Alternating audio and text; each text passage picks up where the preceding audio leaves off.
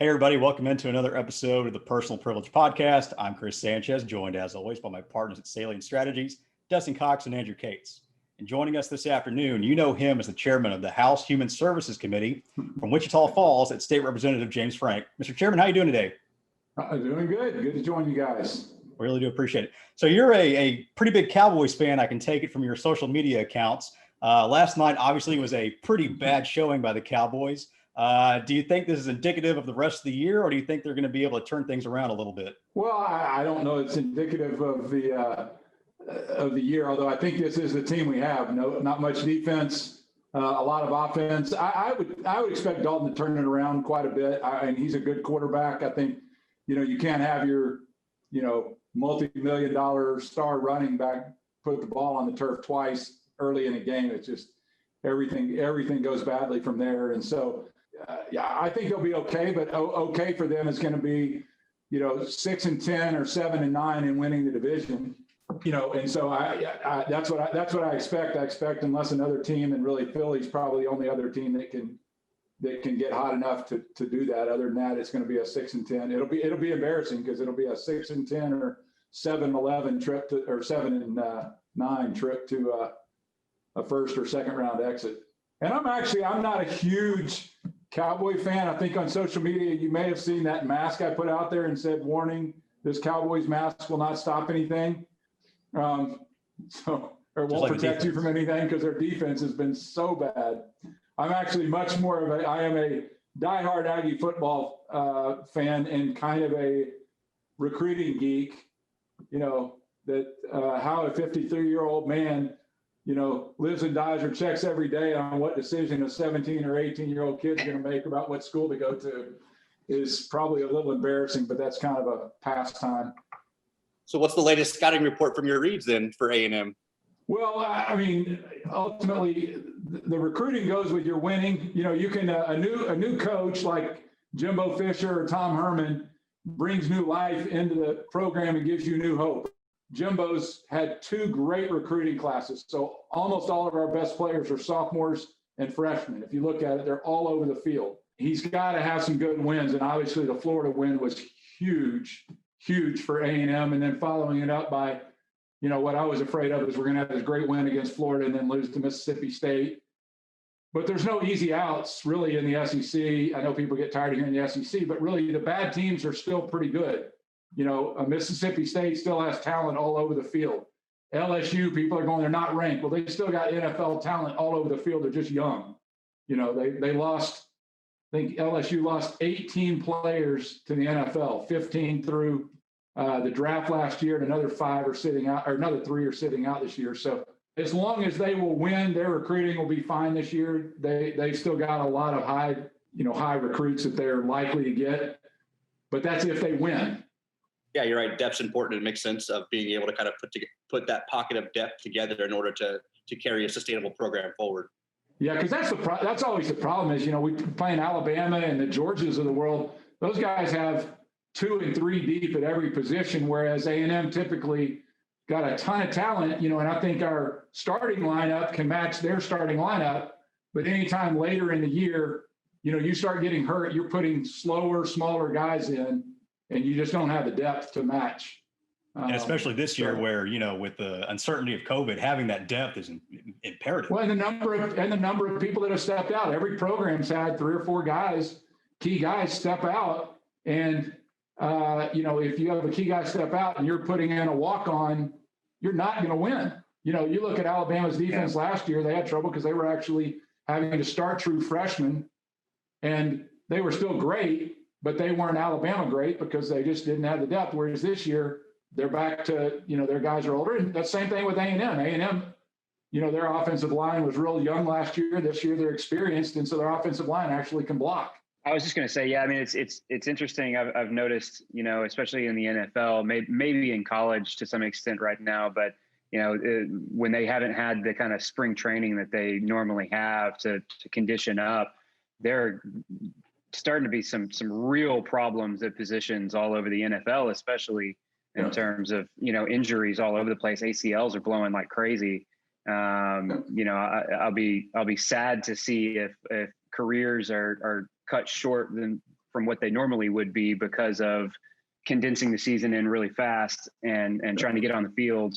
I guess, are you seeing any of that at A&M or anywhere else? Well, I mean, knock on wood, we've been fairly fortunate. Lost a couple of guys early. In fact, 2 tight ends lost, which that was really a shame. Had a real stud 5-star that's now lost 2 seasons to injury. But he was injured last year as well, so I don't know whether that's COVID related. I do think that the play at the start of the year has been kind of hit and miss. I think really people didn't know until sometimes 3 weeks, sometimes 2 weeks beforehand that they were really going to play. So I think maybe players weren't quite as in good a shape. Mentally, they probably weren't as prepared. When you don't know whether you're going to do something, maybe you don't practice as much, you're not in as good a shape. So it seems like there's been a lot of inconsistency. And I think in terms of looking towards injuries, look no further than my fantasy football bench. They're all on the IR. So yeah, that's there is a lot of that. In fact, it's funny. I had my best fantasy football week of the year literally every player scored 10 points or more. I had 168 points, but it was like all my players were handcuffs of somebody else. So I had, I'm making hay on Christian McCaffrey's handcuff. He's done amazing. Mike Davis. And who's my other? Well, Justin Jefferson also. I picked him up early. He wasn't handcuffed, but he did very well for me. So yeah, he had a now I actually have a game last week. Clyde Hilaire, the guy from LSU, and all of a sudden Le'Veon Bell's coming on, and I'm like, oh man, there you go, half my carries. Sounds very similar to mine. Yeah. It's funny. All 3 of us are in a league together, and the chat over the weekend was brutal. Just like a race to the bottom of who is going to end up like sub 90 points. Speak for you guys. I actually won the week, so Shut up, Chris. So sticking with the Aggies, I watched the game a little bit over the past weekend, and the thing I was really surprised with was the physicality. Do you think Jimbo Fisher's really instilled that over the offseason? Because that's not usually something that comes with Jimbo Fisher's teams outside of, the. Yeah, I don't know. I mean, he has definitely been a slower tempo guy. He wanted to establish the run even when our offensive line wasn't good. Now we have a much more experienced offensive line. I think I've seen it in recruiting. I think, a lot of people just look at how many recruiting stars you get. I don't really care as much about the high recruiting wide receivers and even quarterbacks. Give me a 5-star or high 4-star defensive lineman and offensive lineman, and you can go to town. Those guys always pan out, and he's just done a good job of recruiting at the middle, those middle lines, and that is helpful. We've got a really stud offensive lineman that's a sophomore now, a stud defensive lineman, and it's easier to be physical if you are physically superior, or at least if you can match up. That's one of those when I watched the Alabama game, and I know Alabama torched us, but I really felt like, and this is probably a homer, but I watched the lines and I felt like we were very compatible with them. We were able to run on them. Mon never got sacked. It didn't look like the normal Alabama beating. Normally when they, you play them and you just can't stop the run. Well, they couldn't really run on us. The flip side is you don't need to run if you can throw 70-yard touchdown passes, right? So, but I felt like our line was compatible with them. I'm not saying we're as good as them yet, but it was. And so I don't know how much of that's Jimbo, how much of that's culture, how much of that's just good recruiting. At the end of the day, there's probably a balance between you got to recruit well and then they got to hit the weights.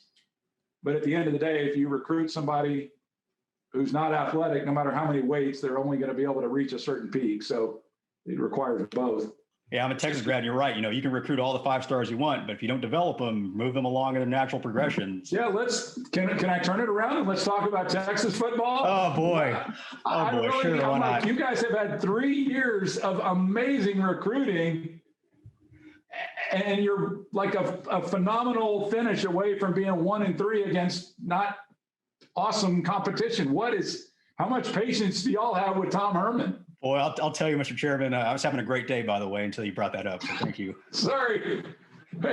No, but you guys have such a storied history. All we can take is that maybe we're better than you right now. You guys have national championships. No doubt. We have one, but it was like in 39, I think. So yeah, I think actually we claimed 3, but I'm pretty sure there's really only one real one. Yeah, Coach Herman, look, he's got all the resources in the world. It's in his 4th year now. the excuses are kind of gone. It's time to put up or shut up. And if you're not, you're right. If you're a miracle finish away from beating Tech, what's left? It's time to move on. I personally feel that. So yeah, it's going to be some He's long, got it's so gonna be a much long year. talent. It's like if he can find a way to get it together. I mean, for most of the teams they play, they should be faster at every position. They got a good quarterback. I'm like, yeah, I really don't. I don't understand. I don't know. I hadn't looked back at theirs to go. Maybe they don't have lines. I don't know. Maybe they have a bunch of talent at receiver, but they can't. Maybe they hadn't recruited good line talent. I don't know. But yeah, I think the leader in our team in sacks has 3, maybe. Yeah. It's just night and day different when you watch the Georgia-Alabama game from a couple weekends ago, and then you watch Texas's offensive line, their defensive line. They look like high school kids still. They don't look like guys ready to go to the NFL yet. It is kind of amazing watching. I mean, really watching Alabama and Georgia, and that is people get tired of the SEC, but it is a different brand of football when you look at not the skill positions, because if you look at Oklahoma has as good a skill position as anybody, and probably as good an offensive line as anybody. But when you flip over, there's the talent across the field isn't there, and that's where I've watched. The recruiting really has changed, and I don't know that it's the type of recruits that he's getting. This is the first podcast I've seen Chris tilt his camera away. Usually he's got his UT football in the background. I think he kept that out on purpose. You got to know your audience, man. You got to know your audience. That's why. It's all right. It's all right. Love it. So you mentioned your family. You have, is it 6 boys? Is that correct? Yeah. So my wife and I have 6 boys. So we've been married 31 years, high school sweethearts. Have 28, 26, 23, and 20, 16, and 14. The first 4 are biological, and then we adopted 2 boys out of CPS about 5 years ago, 16 and 14. Everybody says, why did you adopt girls? I'm like, if God tells you 4 times, boy, boy, boy, boy, I'm not figuring out somebody else's kid. They're now ours, but I mean, I don't need to try to figure out the girl thing. God clearly thought I could handle boys. And don't you guys all have boys? Is that, yeah. Did I read that somewhere? That's right. Yeah, all 3 of us have at least 1 boy. Dustin's got a boy and a girl. Mine just turned 6 over the weekend, actually, still got the decorations up in the background. Yeah, they're awesome, by the way, guys. I know y'all are just getting into it, but they're awesome. And the more time you spend with them now, the more fun it is later. So one of the things we like to ask the members is kind of about the experience of being an elected official and kind of what comes along with that, and kind of show, not necessarily behind the curtain, but a little bit more of what it's like to live basically during session at the Capitol. So what is your kind of welcome to the legislature moment as a freshman? Was there a particular area or hazing that really stuck with you that?